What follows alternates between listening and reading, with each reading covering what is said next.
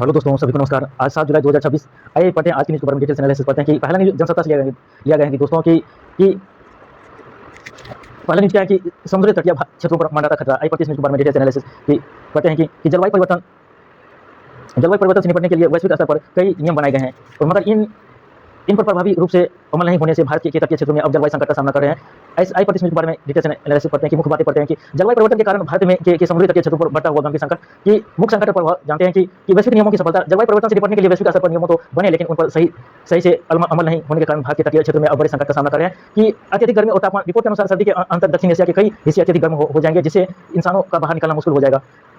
और समुद्री जलस्तर में वृद्धि। मुंबई जैसे बड़े तटीय शहरों में गर्मी के दिनों में अधिकतम तापमान में 1.3 डिग्री सेल्सियस तक ही वृद्धि दर्ज की गई है, जो सीधे तौर पर समुद्री जलस्तर बढ़ने का संकेत है। मानसून और चक्रवात। महाराष्ट्र और गुजरात के तटीय क्षेत्रों में मानसून की शुरुआत बहुत तेजी से होने लगी है और जिससे अचानक बाढ़ और चक्रवातों का खतरा बढ़ गया है। तो आर्थिक और सामाजिक महत्व। देश की लाइफलाइन। भारत की तटीय पट्टी सिर्फ एक भौगोलिक सीमा नहीं बल्कि देश की अर्थव्यवस्था की रीढ़ है और प्रमुख उद्योग। देश के अधिकांश बड़े बंदरगाह, समुद्री व्यापार, पर्यटन, पेट्रोकेमिकल उद्योग और उभरती हुई ब्लू इकोनॉमी नीली अर्थव्यवस्था इसी क्षेत्र पर टिकी हुई है। आजीविका पर संकट। करोड़ों लोगों को रोजगार और भोजन सीधे तौर पर समुद्र से जुड़ा हुआ है और यदि तटीय सुरक्षा सुनिश्चित नहीं की गई तो इसका असर पूरे देश की खाद्य सुरक्षा और आर्थिक विकास पर पड़ेगा। जीजी वीसा की दौड़। आई पढ़ते हैं न्यूज़ के बारे में। ये संपादकीय न्यूज़ है दोस्तों, जनसत्ता से लिया गया है। आइए पढ़ते हैं इस न्यूज़ के बारे में डिटेल्स। इसे मुख्य बातें पढ़ते हैं कि जी वीसा की दौड़। जीने का प्रबल इच्छा और इसके लेखक अमिताभ शाह हैं। ये लेख प्रमुख मानव जीवन में उम्मीद, आशा और सकारात्मक का महत्व पर केंद्रित है। उम्मीदों और ओ हेनरी की कहानी है कि लेख की शुरुआत अमेरिका लेखक ओ हेनरी की प्रसिद्ध कहानी द लास्ट लीफ आखिरी पत्नी के संदर्भ में होती है कि कहानी में एक बीमार लड़की खिड़की से बाहर गिरती हुई पत्तियों से देखकर यह मान लेते हैं कि आखिर पत्ती गिरने के साथ ही उसकी मृत्यु हो जाएगी। विपरीत मौसम के बावजूद एक आखिरी पत्ती पेड़ से टिकी रहती है और जिसे देखकर लकड़ी में जीने का उम्मीद जागती है और वह ठीक हो जाती है। बाद में पता चलता है कि वह पत्ती असली नहीं थी बल्कि एक बुजुर्ग कलाकार द्वारा पेंट की गई थी, जिसने उस लड़की की जान बचाने के लिए अपनी जान जोखिम में डाल दी। यह कहानी दर्शाता है कि उम्मीद में कितनी बड़ी शक्ति होती है कि निराशा पर उम्मीद की बजाय। लेख बताता है कि जीवन में जब चारों तरफ निराश हो तभी उम्मीद की एक छोटी सी किरण इंसान को टूटने में बचा सकती है। मनोवैज्ञानिकों का मानना है कि कोई भी समस्या या विपदा इतनी बड़ी नहीं होती जितनी विपरीत हमारी सोच हो जाती है। जब हम अपनी सोच को सकारात्मक रखते हैं तो मुश्किल से मुश्किल हालातों से सुलझाने के रास्ते अपने आप निकलने लगते हैं। और गोरैया की लोक कथा प्रतीकात्मक कहानी। लेख में एक छोटी सी गोरैया चिड़िया की लोक कथा का उल्लेख है जो उम्मीद के महत्व को समझती है कि एक बार एक भयंकर जंगल की आग में सभी बड़े जानवर और पक्षी डरकर भाग रहे थे। वहीं एक छोटी सी गोरैया अपनी चोंच में नदी से पानी की बूंदें भरकर आग पर डाल रही थी और एक बाज ने जब उसका मजाक उड़ाया तो तुम्हारी इन बूंदों से यह विशाल आग नहीं बुझेगी। तब गोरैया ने दृढ़ता से जवाब दिया, तो जब भी इस जंगल का इतिहास लिखा जाएगा तो मेरा नाम आग लगाने वाले या तो तमाशबीनों में नहीं बल्कि एक आग बुझाने वालों में गिना जाएगा। कि कहानी सिखाती का परिणाम चाहे जो भी हो, अपने स्तर पर प्रयास करने की उम्मीद कभी नहीं छोड़नी चाहिए और जीवन का मूल्य मंत्र है कि महात्मा बुद्ध का संदेश। लेख में बुद्ध के विचारों का संदेश देते हुए कहा गया कि यदि हम आज के काम तो पूरी सजगता और उम्मीद के साथ करेंगे तो हमारा कल अपने आप बेहतर हो जाएगा। कि निष्कर्ष है कि उम्मीद होना या हार मान लेना किसी समस्या या समाधान नहीं है। जब तक जीवन है तब तक इंसान का उम्मीद की डोर थाम कर रखनी चाहिए, क्योंकि यही सच्ची और जीविका जीने की इच्छा बता के। दोस्तों ये महात्मा बुद्ध का लेख हमको बहुत इंपॉर्टेंट लगा दोस्तों, कि बहुत इंपॉर्टेंट है ऐसे राइटिंग के लिए। ये आप इसको जोड़ सकते हैं कि लेख में बुद्ध का विचार है कि यदि हम आज के काम को पूरी तरह सजगता उम्मीद के साथ करेंगे तो हमारा कल अपने आप बेहतर होगा। दोस्तों कि हमारी जब भी प्रिपरेशन करते हैं, जब भी हमारे लाइफ में सुख दुख आते हैं, जब भी वो सफलता हम लोग विद्यार्थी जीवन के स्टूडेंट लाइफ में मिलते हैं तो दोस्तों हमको इससे यही सीख मिलते हैं कि आज काम को पूरी सजगता उम्मीद के साथ करें और आने वाले दिन के लिए बेहतर कल जो होगा बेहतर होने वाले हैं दोस्तों। कि यही मुख्य है। आइए आगे बात करते हैं कि राहत की उम्मीद। ये भी संपादकीय न्यूज़ है दोस्तों, जनसत्ता से लिए गए हैं कि आई पढ़ते न्यूज़ की मुख्य बातें पढ़ते हैं कि वैश्विक संकट में कमी। पश्चिमी एशिया में तनाव कम होने और होर्मुज जलमार्ग स्ट्रेट ऑफ होर्मुज के समान होने से वैश्विक ऊर्जा संकट धीरे धीरे कम हो रहा है। कि सरकारी प्रतिबंध हटाए गए हैं कि भारत सरकार ने LNG तरलीकृत प्राकृतिक गैस की आपूर्ति पर लगाए गए अधिकांश आपातकालीन प्रतिबंध को वापस ले लिया गया है। ओपेक प्लस का फैसला। तेल उत्पादक देशों के संगठन ओपेक प्लस के कुछ सदस्यों ने अगस्त में तेल उत्पादन बढ़ाने का फैसला लिया है, जिससे वैश्विक बाजार में कच्चे तेल की उपलब्धता बढ़ेगी और आयात पर निर्भरता। लेख के अनुसार भारत अपनी कुल कच्चे तेल की जरूरत की लगभग 88% और प्राकृतिक गैस का लगभग आधा 50% हिस्सा आज भी आयात या इंपोर्ट के जरिए पूरा कर सकता है। कि पश्चिमी एशिया पर निर्भरता। भारत के कुल कच्चे तेल आयात का 40 से 45% और LNG आयात का करीब 65% हिस्सा पश्चिम एशिया से आयात है। उठाए गए मुख्य बातें। लेख में इस बात पर चिंता जताई गई कि जब भी वैश्विक स्तर पर ऊर्जा संकट आता है तो सरकारी वैश्विक ऊर्जा खोजने या संकट का भाग खुद उठाने का बजाय उसका सीधा वित्तीय बोझ आम आदमी पर डाल देते हैं। वर्तमान में कीमतें घटाने के बाद भी घरेलू बाजार पेट्रोल, डीजल और रसोई गैस की बढ़ी हुई कीमतें पूरी तरह कम नहीं की गई हैं, जो आम लोगों के लिए परेशानी का सबब बनी हुई है। कि संघर्ष की विरासत। आई पढ़ते हैं। ये भी संपादकीय न्यूज़ है जो दोस्तों जनसत्ता से लिए गए। आई पढ़ते इस न्यूज़ के बारे में कि मुख्य बातें पढ़ते हैं कि जनसत्ता का संपादकीय है जिसका शीर्षक संघर्ष की विरासत। सुप्रसिद्ध पंडवानी गायिका पद्म विभूषण थी जीवनबाई के जीवन के उनके कड़े संघर्ष और लोक कला में उनके अतुलनीय योगदान पर आधारित है।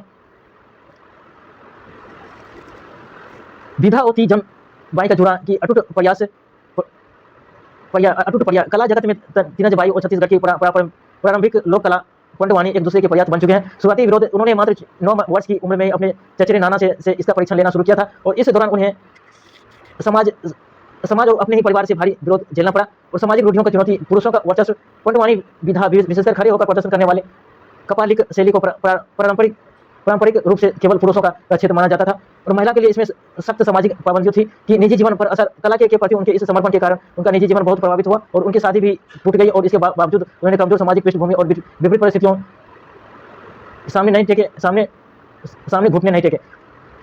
कलात्मक विशेषता और पहचान, महाभारत कथा का जीवंत मंचन की तीजनबाई ने विपरीत हालातों के बीच भी कला नहीं छोड़ी।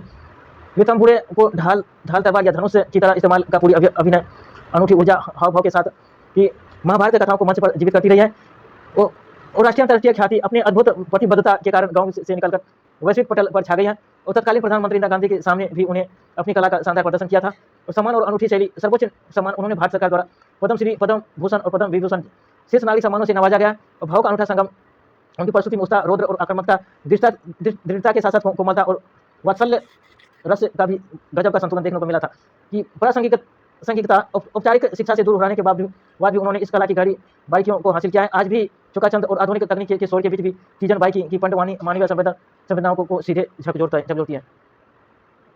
भारतीय वैज्ञानिकों ने सूरज में बदलाव का पता लगाया कि आइए पढ़ते हैं इसके बारे में कि भारतीय वैज्ञानिकों ने द्वारा सूर्य की गतिविधियों और उसमें आए बदलाव के अध्ययन के बारे में जिसमें कृत्रिम मेगा, आर्टिफिशियल इंटेलिजेंस या मशीन लर्निंग की मदद ली गई और मुख्य खोज निष्कर्ष कि 100 साल पुराने डेटा का विश्लेषण।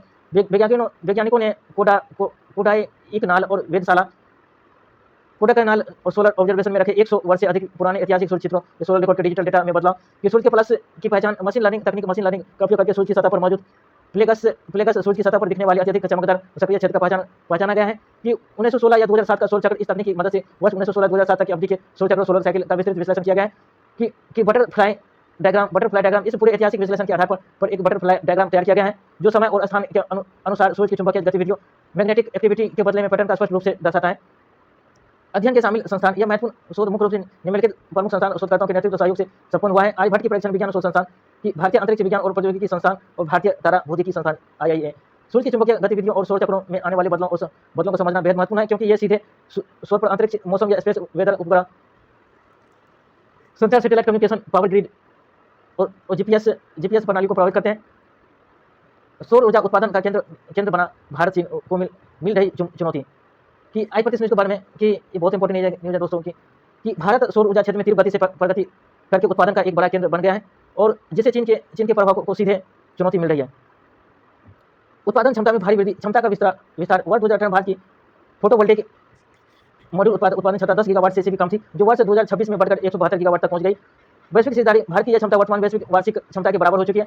चीन पर घटती निर्भरता, आयात को गिरावट, चीन की फोटोवोल्टेइक मॉडल पर भारत की निर्भरता में भारी कमी आई है कि आंकड़ों में कमी चीन से भारत का आयात 2020 में 8.2 गीगावाट था जो 2024 में 4.5 गीगावाट और 2025 में 2.1 गीगावाट रह गया है और चीन की आर्थिक चोट, चीन के सौर निर्यात में साल दर साल लगातार गिरावट आ रहे हैं जिससे चीनी कंपनियों को अरबों डॉलर का नुकसान उठाना पड़ रहा है। सरकारी नीतियों का प्रभाव, PLI योजना, भारत सरकार की उत्पादन लिंक्ड प्रोत्साहन PLI योजना ने देश में घरेलू मॉडल उत्पादन क्षमता को बढ़ाने में सबसे महत्वपूर्ण भूमिका निभाई है और मेक इन इंडिया, भारत की आत्मनिर्भरता और घरेलू विनिर्माण नीतियों के कारण वैश्विक बाजार में चीन का एकाधिकार टूट रहा है कि दोस्तों ये बहुत इंपॉर्टेंट है दोस्तों, ये आप एग्जाम्पल सेट करना दोस्तों। तो सौर ऊर्जा उत्पादन केंद्र बना भारत चीन को मिल रही चुनौतियां, ये नवीकरणीय ऊर्जा के क्षेत्र में दोस्तों न्यू रिन्यूएबल एनर्जी के क्षेत्र में बहुत ही इंपॉर्टेंट है। इस डाटा को याद रखना दोस्तों कि जैसे ये डाटा की आयात की गिरावट, चीन फोटोवोल्टेइक भारत की निर्भरता में भारी कमी आई कि जैसे कि आंकड़ों की कमी, चीन भारत की आयात 2020 में 8.2 गीगावाट था, 2024 में 4.5 गीगावाट था, 2025 में 2.1 गीगावाट था। इसको याद रखना दोस्तों। इस डाटा को आपको सीधे एग्जाम में इस डाटा को आप आंसर राइटिंग में पुट कर सकते हो, इससे आपको अच्छे मार्क्स मिलेंगे दोस्तों। इस डाटा को आप याद रखना कि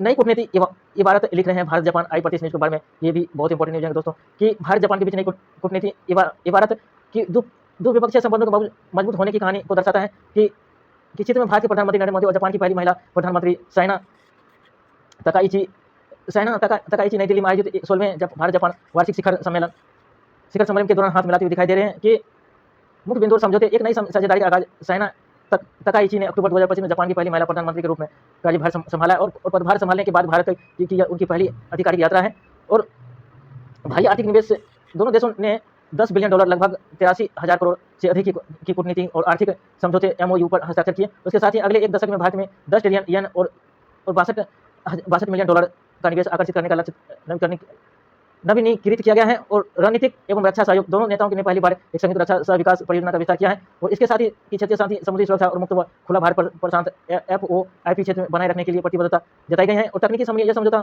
मुख्य रूप से आर्टिफिशियल इंटेलिजेंस, AI, सेमीकंडक्टर, स्वच्छ ऊर्जा, महत्वपूर्ण खनिज और क्रिटिकल मिनरल्स और नेक्सस जनरेशन मोबिलिटी और उन्नत क्षेत्रों पर केंद्रित है।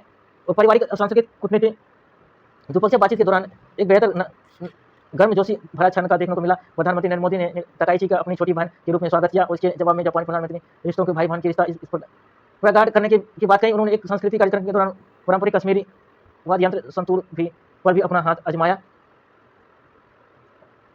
कि केंद्रीय गृह मंत्री अमित शाह ने कहा कि 500 से अधिक शहरों में दौड़ेगी भारत टैक्सी। कि इसमें मुख्य बातें हैं कि भारत की सेवाएं 500 से अधिक शहरों में संचालित की जाएगी। कि शहरों की संख्या टैक्सी का विस्तार आने से देश में 500 से अधिक शहरों में किया जाएगा। और भौगोलिक दायरा सेवा भारत के हर राज्य में उपलब्ध रहेगी। और प्रभावी चालकों और ड्राइवर्स का बेहतर रोजगार का अवसर सुविधा मिलेगी। और सहकारिता, अन्य मुद्दे और मशीनरी कल्चरल मशीनरी उत्पाद के लिए केंद्र सरकार ने नेशनल डेयरी इंजीनियरिंग कोऑपरेटिव की क्लस्टर की प्रक्रिया शुरू कर दी गई है, जो प्राथमिक डेयरी और खाद्य उत्पादन से जुड़ी मशीनरी का निर्माण करेगी। ओपेक प्लस के साथ 7 देशों का तेल उत्पादन बढ़ाने का फैसला। कि लगातार पांचवें महीने समूह ने आपूर्ति स्थिरता पर दिया ध्यान। कि क्या है कि ओपेक प्लस के 7 देशों का तेल उत्पादन बढ़ाने का फैसला। कि लगातार 5वें महीने समूह ने आपूर्ति स्थिरता पर दिया ध्यान। कि आय प्रतिशत के बारे में की डिटेल से ओपेक प्लस के 7 सदस्य देशों द्वारा कच्चे तेल के उत्पादन में वृद्धि करने के ऐतिहासिक फैसले के बारे में है। लेकिन मुख्य बातें और उनका विस्तृत विवरण दिया गया है। कि मुख्य फैसला उत्पादन में बढ़ोतरी। ओपेक प्लस समूह के 7 देशों ने अगस्त महीने से प्रतिदिन 1.88 लाख बैरल कच्चे तेल का उत्पादन बढ़ाने का फैसला किया है। कि लगातार 5वां महीना है जब समूह द्वारा वैश्विक बाजार में आपूर्ति की स्थिरता बनाए रखने के लिए उत्पादन सीमा में वृद्धि की गई है। कि शामिल देश इस निर्णय को लागू करने वाले 7 प्रमुख ओपेक प्लस देशों में शामिल हैं। कि सऊदी अरब, रूस, Iraq, Kuwait, Tajikistan, Algeria, Oman. फैसले की मुख्य वजह और पृष्ठभूमि ईंधन की कीमतों की गिरावट। तेल उत्पादन बढ़ाने के लिए यह कदम समय में उठाए गए हैं। कि पिछले महीनों की तुलना में अंतर्राष्ट्रीय बाजार में कच्चे तेल की कीमतों घटकर पश्चिमी एशिया संकट जैसे अमेरिकी, ईरान और इजरायल और ईरान के बीच संघर्ष शुरू होने से पहले समान असर पड़ा गया है। होर्मुज जल मरुमध्य स्ट्रेट ऑफ होर्मुज समान होना। अमेरिकी और ईरान के बीच हुए समझौते के बाद इस मार्ग से जहाजों की आवाजाही को फिर से अनुमति मिला है। दुनिया का लगभग 20% तेल इसी जलमार्ग से होकर गुजरता है, जिसके सुचारू होने से खाड़ी देशों से तेल का निर्यात बढ़ा है। इस फैसले का मुख्य उद्देश्य वैश्विक बाजार में कच्चे तेल की आपूर्ति को सुनिश्चित करना है और कीमतों को स्थिर रखना है। और अतिरिक्त तेल बाजार में आने वाले भारत और चीन जैसे बड़े तेल आयात देशों को बड़ी राहत मिल सकती है। और जिससे घरेलू स्तर पर भी पेट्रोल डीजल की कीमतों में नरमी आने की संभावना बढ़ जाती है। कि ये ओपेक प्लस समूह बहुत इंपॉर्टेंट है दोस्तों। इस ओपेक प्लस समूह 7 देशों की द्वारा कच्चे तेल का उत्पादन वृद्धि है। कि इसको ये IR से ये रिलेटेड बहुत इंपॉर्टेंट है दोस्तों। ओपेक प्लस में आप पूछा जा सकता है कितने देश हैं दोस्तों। इस देश के नाम आपके एग्जाम में डायरेक्ट क्वेश्चन पूछ सकता है कि ये लगातार 5 महीना दोबारा वैश्विक आपूर्ति की इसमें कितने देश हैं, कि आपसे देश उसके क्वेश्चन पूछे। इसमें 7 देश हैं दोस्तों ओपेक प्लस में। इसमें है कि सऊदी अरब, रूस, Iraq, Kuwait, Tajikistan, Algeria, Oman, ये ओपेक देश हैं। कि इसका मुख्य कारण क्या है कि दोस्तों कि ओपेक देश 7 प्लस इन देशों को कच्चे तेल का उत्पादन में वृद्धि करने के ऐतिहासिक फैसले के बारे में है। कि दोस्तों कि ये कच्चे तेल की वृद्धि के बारे में ओपेक देश के बारे में ये बताया गया। इसको याद रखना दोस्तों कि ये ओपेक प्लस ने 7 देशों ने अगस्त महीने में प्रतिदिन 1.88 लाख बैरल कच्चे तेल का उत्पादन बढ़ाने का फैसला लिया है। कि लगातार 5वां महीना है जब वैश्विक बाजार में आपूर्ति स्थिरता बनाए रखने के लिए उत्पादन सीमा में वृद्धि की गई। इस 7 देशों को याद रखना दोस्तों। ओपेक प्लस देश सऊदी अरब, रूस, Iraq, Kuwait, Tajikistan, Algeria, Oman. आइए आगे बढ़ते हैं कि फैसले की मुख्य वजह और पृष्ठभूमि क्या है। कि ईंधन की कीमतों की गिरावट। कि तेल उत्पादन बढ़ाने के यह कदम ऐसे समय में उठाया गया है जब पिछले महीनों की तुलना में अंतर्राष्ट्रीय बाजार में कच्चे तेल की कीमतें घटकर पश्चिम एशिया संकट जैसे अमेरिका, इजरायल और ईरान के बीच संघर्ष शुरू होने से पहले समान स्तर पर आ गया है। कि होर्मुज जल मरुमध्य स्ट्रेट ऑफ होर्मुज का समान होना। कि इसमें क्या बोला गया है कि दोस्तों अमेरिका और ईरान के बीच हुए समझौते के बाद इस मार्ग से जहाजों की आवाजाही को फिर से अनुमति मिली है। दुनिया का लगातार 20% तेल इसी जलमार्ग से होकर गुजरता है। कि जिसके सुचारू होने से खाड़ी देशों से तेल का निर्यात बढ़ा है। कि बाजार पर प्रभाव। इस फैसले का मुख्य उद्देश्य वैश्विक बाजार में कच्चे तेल की आपूर्ति को सुनिश्चित करना है और कीमतों को स्थिर रखना। और अतिरिक्त तेल बाजार में आने वाले भारत और चीन जैसे बड़े तेल आयात देशों को बड़ी राहत मिल सकती है। और जिससे घरेलू स्तर पर पेट्रोलियम डीजल की कीमतों में नरमी आने की संभावना बढ़ जाती है।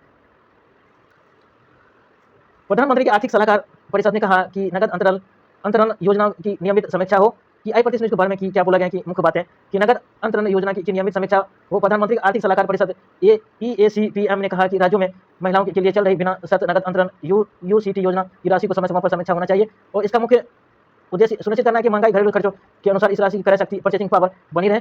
कि मुख्य बिंदु अध्ययन के निष्कर्षण योजना का सकारात्मक प्रभाव। परिषद ने एक अध्ययन में पाया कि महाराष्ट्र और ओडिशा में लागू DBT योजना में लाभार्थियों की बचत और खपत में उल्लेखनीय और व्यापक सुधार हुआ है। कि अध्ययन में शामिल कि महाराष्ट्र की मुख्यमंत्री माझी लाडली बहन योजना पात्र महिला को 1500 रुपये की प्रतिमाह और ओडिशा की सुभद्रा योजना 2 किस्तों में सालाना 10,000 रुपये और बैंक खातों में शेष राशि बैलेंस महीने के अंत में लाभार्थियों के बैंक खातों में मिलने वाले औसत राशि महाराष्ट्र के करीब 54% लगभग 4,584 रुपये और उड़ीसा में 45% लगभग 6,587 रुपये की वृद्धि दर्शाता है कि मासिक खपत में वृद्धि थी। इन योजना की शुरुआत के बाद मासिक औसत खर्च महाराष्ट्र में 46% और उड़ीसा में 23% बढ़ोतरी दर्ज की गई है।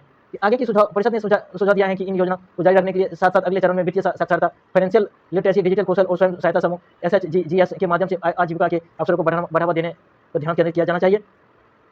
हिंद महासागर में बढ़ेगी नौसेना की ताकत और मिलेगा नया समुद्री की प्रहरी महेंद्रगिरी। इसके बारे में डिटेल से एनालिसिस करते हैं कि दोस्तों कि भारतीय नौसेना एक स्वदेशी स्टील्थ युद्धपोत महेंद्रगिरी को 11 जुलाई को भारतीय नौसेना में शामिल किया जाएगा और भूमिका यह हिंद महासागर में नौसेना की ताकत बढ़ाएगा और एक नए समुद्री प्रहरी के रूप में काम करेगा कि निर्माण करता है। इसे मुंबई के Mazagon dock ship builders limited MDL द्वारा निर्मित किया गया है और यह परियोजना प्रोजेक्ट 7A के तहत निर्मित युद्धपोतों की श्रृंखला का 7वां और आखिरी युद्धपोत है कि विशेषता यह आधुनिक मिसाइल प्रणाली, उन्नत हथियारों, सोनार प्रणाली और इलेक्ट्रॉनिक युद्ध प्रणाली से लैस है। गुवाहाटी ब्रिक्स सदस्य देशों का मानक पदार्थ रोधी सम्मेलन शुरू कि ये बहुत इंपॉर्टेंट न्यूज है दोस्तों। नशीले पदार्थ के खिलाफ संयुक्त कार्रवाई पर जोड़।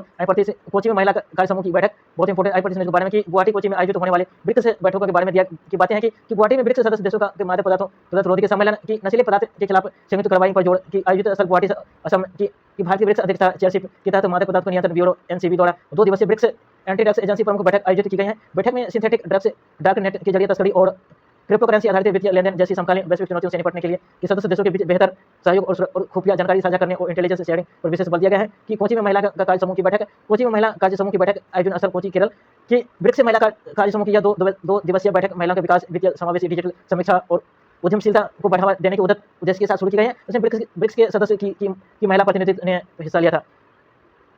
अमेरिका में भारतीय कलाकारों ने पेश की समृद्ध सांस्कृतिक विरासत की भारतीय वाणिज्य दूतावास का सराहनीय कदम कि कथक से भारतनाट्यम तक दी गई प्रस्तुति। यह बहुत इंपॉर्टेंट कि आर्ट एंड कल्चर से दोस्तों।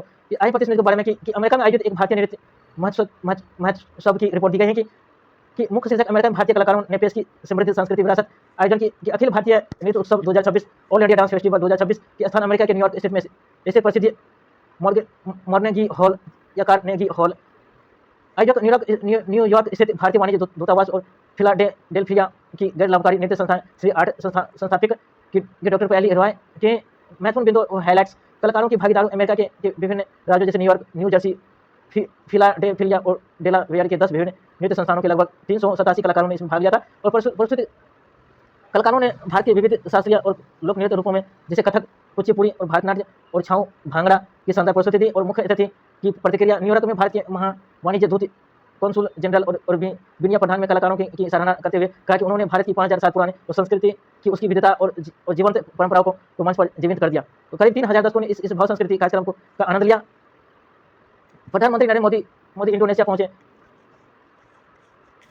और भारत की एक्ट ईस्ट नीतियों को मिली मजबूती की। आई न्यूज के बारे में कि प्रधानमंत्री शीर्षक प्रधानमंत्री नरेंद्र मोदी इंडोनेशिया पहुंचे तो भारत की एक्ट ईस्ट नीति को मिलेगी मंजूरी की। मुख्य समाचार की यात्रा की शुरुआत प्रधानमंत्री नरेंद्र मोदी अपने 3 देशों की यात्रा के पहले चरण में सोमवार को इंडोनेशिया की राजधानी जकार्ता पहुंचे और इस आधिकारिक यात्रा का मुख्य उद्देश्य भारत की एक्ट ईस्ट नीति को सुदृढ़ करना है। एक स्वतंत्र, खुले व समावेशी हिंद प्रशांत इंडो पैसिफिक क्षेत्र के प्रति भारत की प्रतिबद्धता को मजबूत करना है। और भव्य स्वागत जकार्ता हवाई अड्डे पर इंडोनेशिया के राष्ट्रपति जोको विडोडो ने स्वयं प्रधानमंत्री नरेंद्र मोदी को गर्म जोशी से स्वागत किया और इसके साथ उन्होंने पारंपरिक गार्ड ऑफ ऑनर भी दिया गया है। संस्कृति जुड़ा प्रधानमंत्री मोदी और राष्ट्रपति विडोडो ऐतिहासिक प्रवनबानान मंदिर परिसर प्रवनबानान टेम्पल कॉम्प्लेक्स द्वारा करेंगे और जिससे दोनों देशों के बीच सांस्कृतिक और ऐतिहासिक संबंध मजबूत होगा।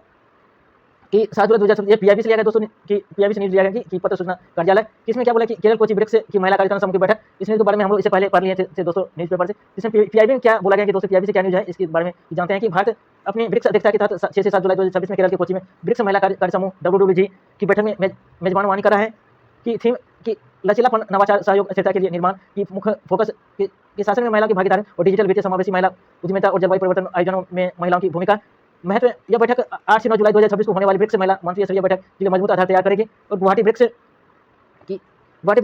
देशों की मादक पदार्थों निरोधक बैठक आयोजन में भारत 6 से 7 जुलाई 2026 को असम के गुवाहाटी ब्रिक्स की देशों के मादक पदार्थों की निरोधक एजेंसी के प्रमुख और उच्च स्तरीय बैठक की मेजबानी कर रहा है। मुख्य मुद्दे क्या है कि सिंथेटिक ड्रग्स और प्रिकॉश रसायनों के दुरुपयोग को रोकना और खुफिया जानकारी का आदान प्रदान और सुरक्षा एजेंसियों के बीच ऑपरेशनल समन्वय को मजबूत करना कि ओडिशा में के जनजातीय अनुसंधान संस्थानों के राष्ट्रीय कार्यशाला आयोजन जनजातीय कार्य मंत्रालय 7 से 8 जुलाई 2026 को ओडिशा के भुवनेश्वर में 2 दिवसीय राष्ट्रीय कार्यशाला का आयोजन कर रहा है। उद्घाटन केंद्रीय जनजातीय मंत्री श्री जूएल ओराम इसका उद्घाटन करेंगे।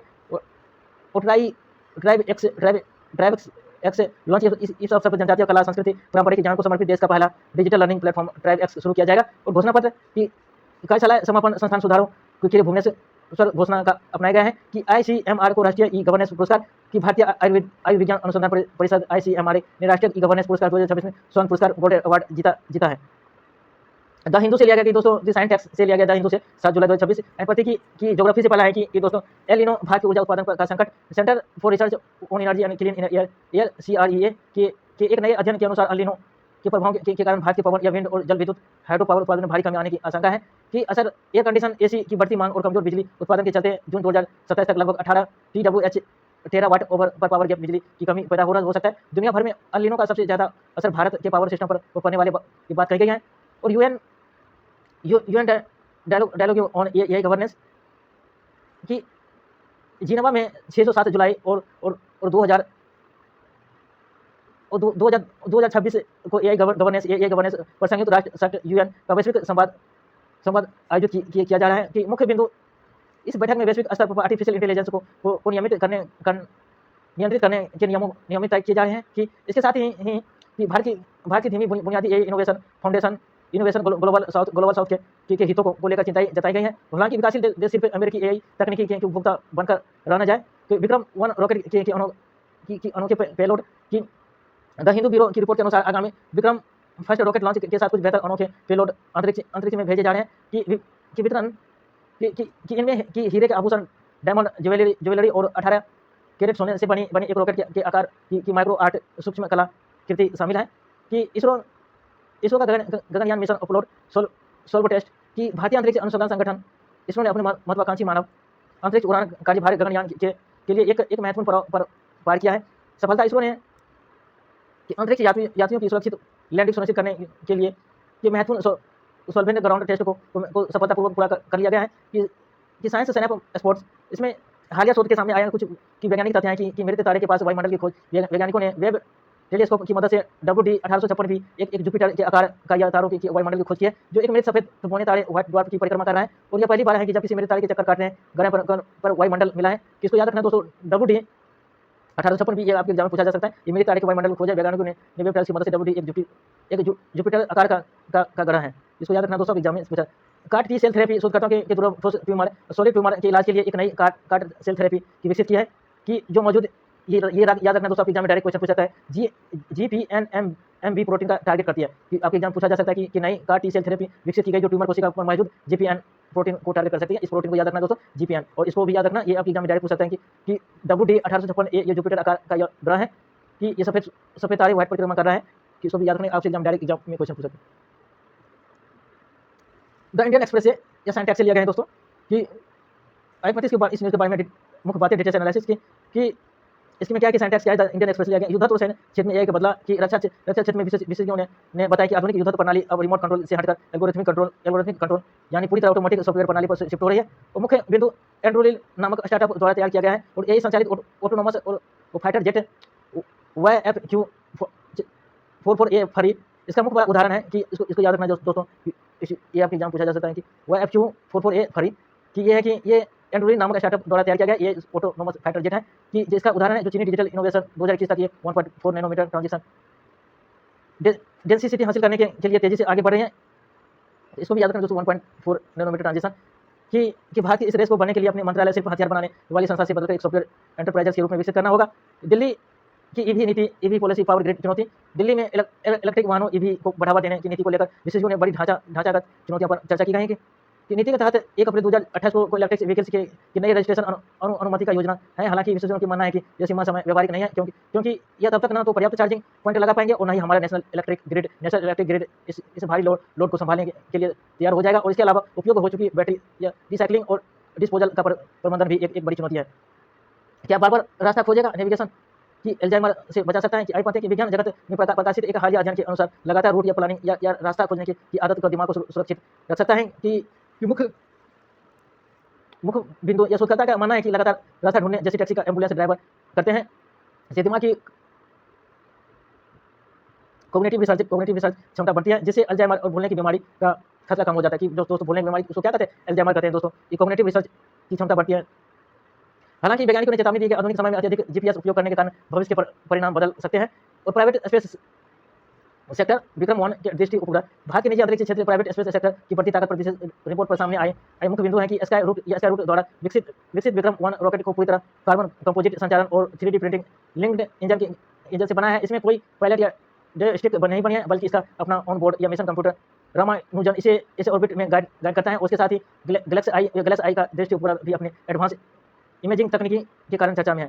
कि कृषि विज्ञान डिजाइनर राइस या डायरेक्ट सीडेड राइस DSR की खबर भविष्य की खेती को ध्यान में रखते हुए वैज्ञानिक ने डिजाइनर और चावल डिजाइनर राइस की खूबियों को साझा किया है। कि मुख्य बातें क्या हैं कि इस नई किस्म के चावल का ग्लाइसेमिक इंडेक्स GI 55 से कम है, जिससे यह डायबिटीज के मरीजों के लिए बेहतर फायदेमंद है। और सामान्य चावल में जहाँ 6 से 8 प्रोटीन होता है, वही इस डिजाइनर राइस में 20% अधिक प्रोटीन है। साथ ही इसमें आयरन, फोलिक और एसिड, विटामिन B12 को सीधे दामे की संरचना में शामिल किया गया है, और ताकि एनीमिया खून की कमी को दूर किया जा सके।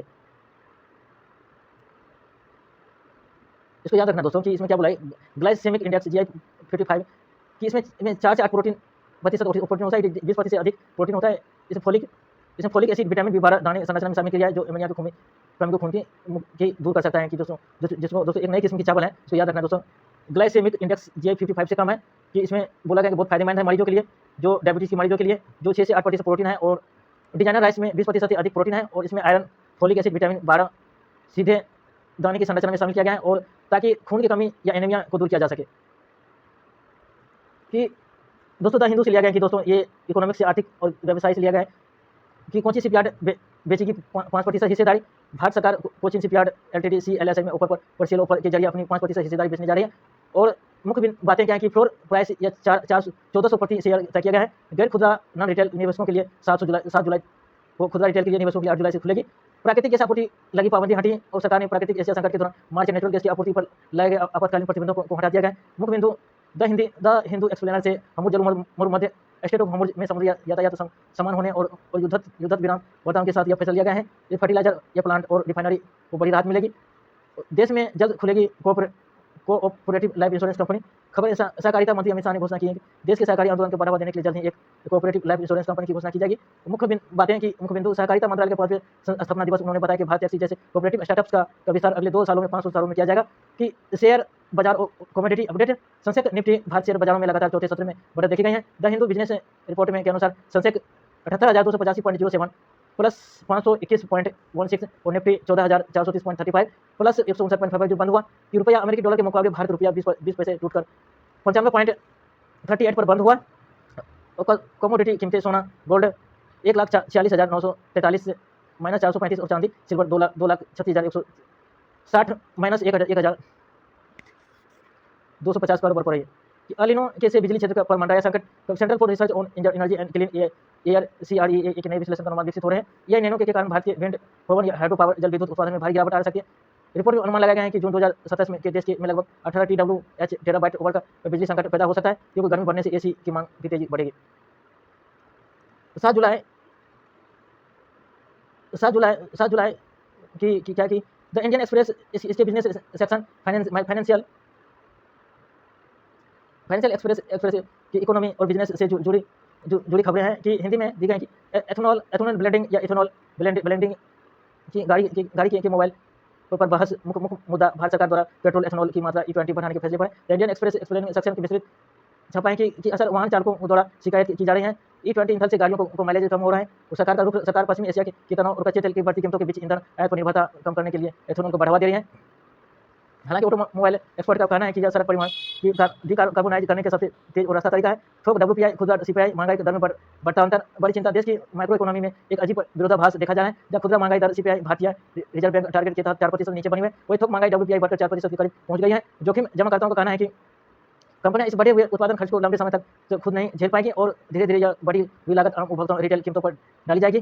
शेयर बाजार निफ्टी के सकारात्मक संग मार्केट अपडेट। वैश्विक बाजारों में मिले जुले रुख और चिप बनाने वाले शेयरों में निवेशकों की रुचि के बीच आज भारतीय शेयरों का बाजार सेंसेक्स निफ्टी 50 शुरुआती सकारात्मक रही है। और क्रूड ऑयल वैश्विक बाजार में कच्चे तेल की कीमतों हल्की बढ़त के साथ $72 प्रति बैरल के आसपास कारोबार बनी रही है। और बड़े शहरों में इनफॉर्मल वर्कर्स की भारी कमी है कि आंकड़े की एक रिपोर्ट के मुताबिक भारत के सबसे बड़े शहरों में लगभग 2 करोड़ इनफॉर्मल औपचारिक श्रमिक काम कर रहे हैं और इस सूची में हैदराबाद में 15.7 लाख इनफॉर्मल वर्कर के साथ सबसे आगे चल रहा है। और अमेरिका द्वारा नए टैरिफ की घोषणा और भारत में यूएस व्यापार वार्ता की टैरिफ की मार अमेरिका ने भारत पर 12.5% नए टैरिफ लगाने का भरोसा दिया है, जिसे लेकर आज 7 जुलाई अमेरिकी व्यापार प्रतिनिधि यूएसटीआर द्वारा सार्वजनिक सुनवाई की जा रही है। और भारत की चिंता, भारत को डर है कि इस फैसले से अमेरिकी कृषि उत्पादन और हाई वैल्यू टेक प्रोडक्ट भारतीय बाजारों में भर जाएंगे, जिससे भारत का व्यापार अधिदेश ट्रेड सरप्लस प्रभावित हो सकता है।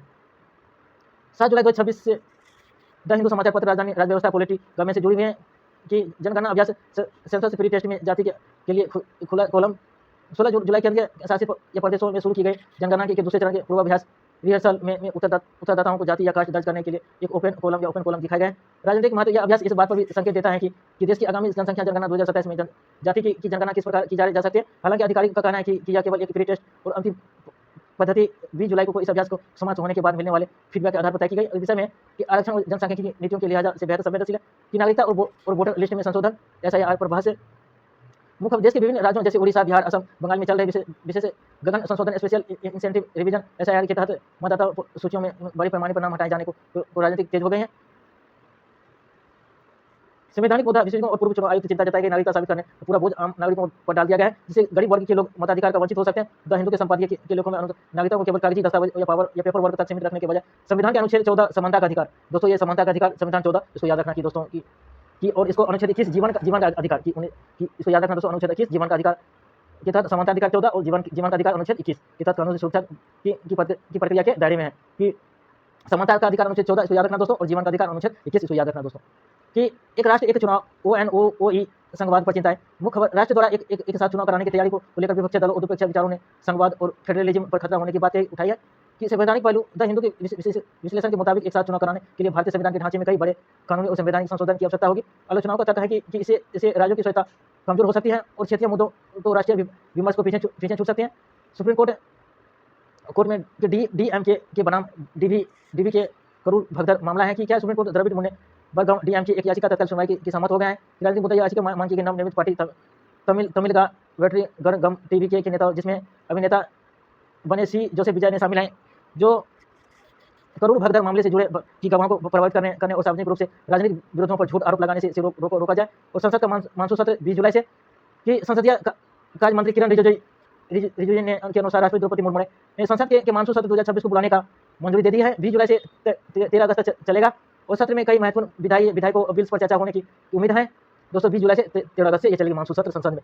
कि पुलिस याचना के खिलाफ पहला बड़ा फैसला आई25 न्यूज़ के बारे में बहुत इंपॉर्टेंट सिक्योरिटी से रिलेटेड दोस्तों GS से जुड़ सकते हो कि पुलिस प्रताड़ना उनके खिलाफ न्यायपालिका के एक बड़े फैसले पर केंद्रित है। लेख में देश में पुलिस हिरासत में होने वाले प्रताड़ना और मानवाधिकारों और अंतर्राष्ट्रीय कानूनों के प्रति भारत के रूप में चर्चा की गई है कि मुख्य यातना क्या है कि भारत की यातना के खिलाफ की पहला फैसला कि पुलिस दोबारा से जाने वाली प्रताड़ना पर कोर्ट एक ऐतिहासिक निर्णय को दर्शाता है कि अंतर्राष्ट्रीय कानून। लेख में मुख्य बॉक्स में विशेष रूप से रेखांकित किया गया कि भारत ने 1997 में ये यातना के खिलाफ संयुक्त राष्ट्र सम्मेलन UN कन्वेंशन अगेंस्ट टॉर्चर पर हस्ताक्षर तो किया, लेकिन इसे अभी तक पूरी तरह से मंजूरी रेटिफाई नहीं किया गया है। तथ्य और आंकड़े लेख के अनुसार वर्ष 2025 में 7 राज्यों में 5000 से अधिक पुलिस थानों का सर्वेक्षण किया गया और आंकड़े से पता चलता है कि 2017-2022 के बीच पुलिस हिरासत के कुल 1000 से अधिक लोगों की मौत हुई है।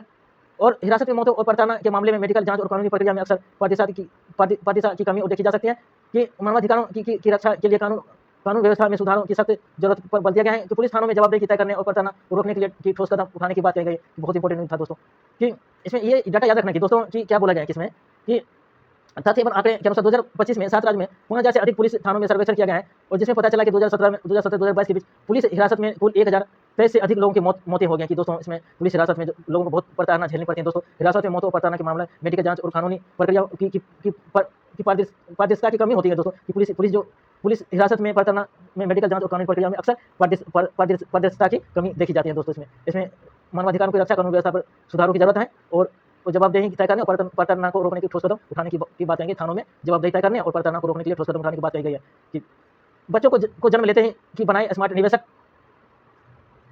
कि इसमें क्या बोला गया कि दोस्तों इंपॉर्टेंट है कि बच्चों के जन्म लेते हैं बनाए स्मार्ट निवेशक। आप पता है कि बाल आधार बच्चों की पुख्ता डिजिटल पहचान की आई25 न्यूज़ के बारे में कि बहुत इंपॉर्टेंट न्यूज़ है कि दोस्तों कि इन्फोसिस नवजात बच्चों के नाम पर वित्तीय शुरू करने उनके जरूरी पहचान पत्र के बनाने के बारे में जानकारी देता है कि इसमें मुख्य बातें और सारांश क्या है कि स्मार्ट निवेश बच्चे के जन्म लेते हैं उसके उज्जवल भविष्य, उज्जवल शिक्षा और करियर के लिए निवेश शुरू कर देना चाहिए। और वैश्विक निवेश म्यूचुअल फंड, सुकन्या समृद्धि योजना SSY और NPS बैंक, FDI और बीमा योजना। जरूरी दस्तावेज कि इसको याद रखना दोस्तों की म्यूचुअल फंड, सुकन्या समृद्धि योजना, SSY, NPS, बैंक, FDI की बीमा योजना।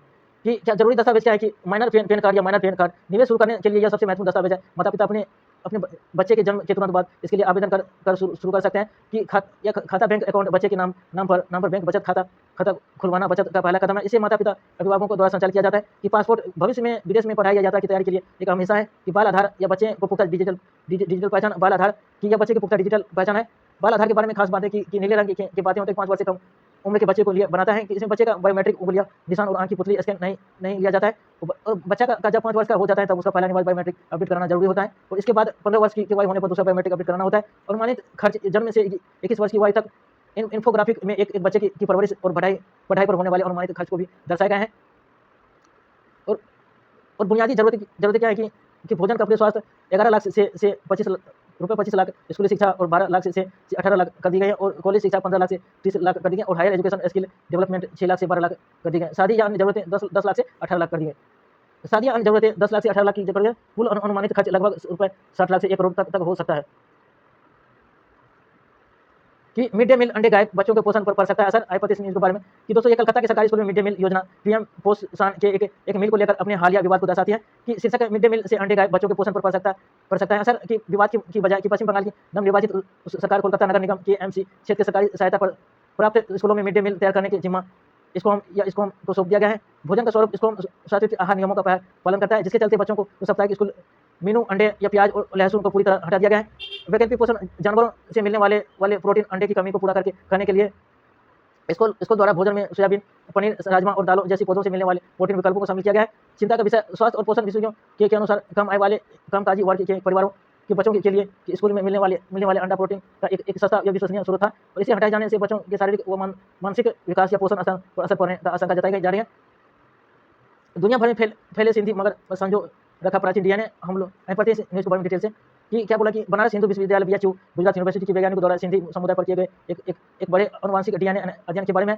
कि सिंधी घाटी सभ्यता में जुड़ा इस बात को शोध में यह खुलासा हुआ कि दुनिया भर के फैसले सिंधी समुदाय के लोगों का DNA में आज भी करीब 5000 वर्ष पुरानी सिंधी घाटी सभ्यता से सीधे जुड़ा है। कि साझा अनुवांशिक विरासत विभाजन के बाद भारत और पाकिस्तान में भौगोलिक रूप से अलग होने के बावजूद दोनों देशों के बसे सिंधिया की जमीन जीनोम गहरी और समानता देखने को मिलती है। आधुनिक सिंधिया के DNA को लगभग 60 से 66% हिस्सा प्राचीन सिंधी घाटी के क्षेत्र में लोगों से मेल खाता है। मुख्य शोधकर्ता यह अध्ययन BHU के ज्ञान लैब के वैज्ञानिक ये चंचल या देवनानी की प्रमुख जीन वैज्ञानिक professor Gyaneshwar Chaubey Gujarat University, doctor Khushboo Gautam और प्रोफेसर राकेश रावत द्वारा संयुक्त रूप से किया गया है, जिसके परिणाम अंतर्राष्ट्रीय पत्रिका ह्यूमन जेनेटिक्स में प्रकाशित हुए हैं। विविधता और वैवाहिक परंपराएं अध्ययन पाए गए कि पाकिस्तानी सिंधिया में सगे संबंधित के भीतर महिलाओं इनब्रीडिंग के संकेत के अधिक है। भारत के अलग अलग राज्यों में गुजरात, राजस्थान, महाराष्ट्र आदि में विस्थापित होकर बसे सिंधिया या अंतर उप समुदाय युवाओं के कारण अनुवांशिक विविधता बढ़ी है। कि आगे पढ़ते हैं आगे क्या पेड़ पर टंगे होटल बने छोटे जीवों का ठिकाना। पढ़ते हैं मधुमक्खियों के 20,000 प्रजातियों को बचाने का प्रयास। इसके बारे में पढ़ते हैं कि मधुमक्खियों के संरक्षण के लिए बनाए गए विशेष मधुमक्खी होटल्स के बारे में जानकारी दी गई कि हेडलाइंस क्या है कि पेड़ पर टंगे होटल बने जीवों का ठिकाना। उप हेडलाइंस मधुमक्खियों के 20,000 प्रजातियों को बचाने का प्रयास।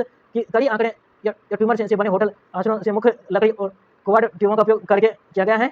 75% प्रजातियों पर नियंत्रण, लेकिन बताया गया कि होटल विभिन्न प्रकार के मधुमक्खियों और छोटे जीवों आकर्षित करने में सफल है। प्रजातियां इनमें स्थानीय मधुमक्खियों के अलावा बाहर विदेशी कई प्रजातियों भी रह रहे हैं। और चिटियां, मकड़ियां और कई तरह के भी कीड़े भी होटलों में अपना घर बना चुके हैं। मधुमक्खी होटल क्या है कि कृत्रिम रूप से बनाए गए छोटे घोंसले बक्से हैं जो शहरी और अर्धशहरी क्षेत्रों में एकांत सोलिटरी मधुमक्खियों के अंडे उड़ाने के लिए सुरक्षित स्थान प्रदान करते हैं। थैंक यू दोस्तों, आज के लिए इतना ही। थैंक यू दोस्तों।